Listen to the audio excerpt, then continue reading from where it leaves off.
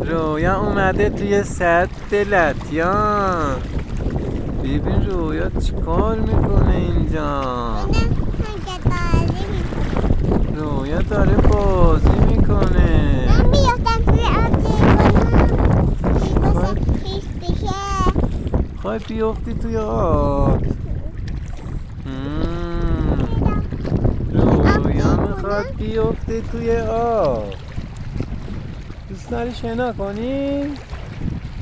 آره؟ وای.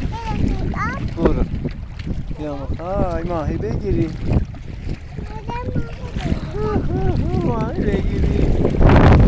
ماما رویا اومده ماهی بگیره. رویا میخواد ماهی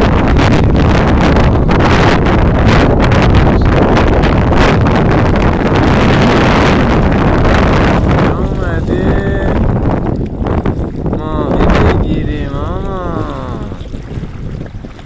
همه رو نمیتونه برداره، تار شده. میخوای بیافتی الان؟ نمیدونم میخوای بیافتی ماما.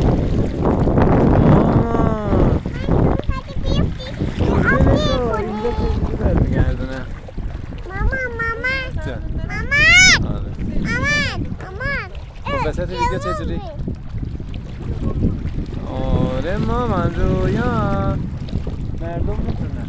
اومده اینجا ببین چی کار میکنه. پاهاشو میخواد خیس کنه، میخواد آب بازی کنه. آره باش. وای نمیدونم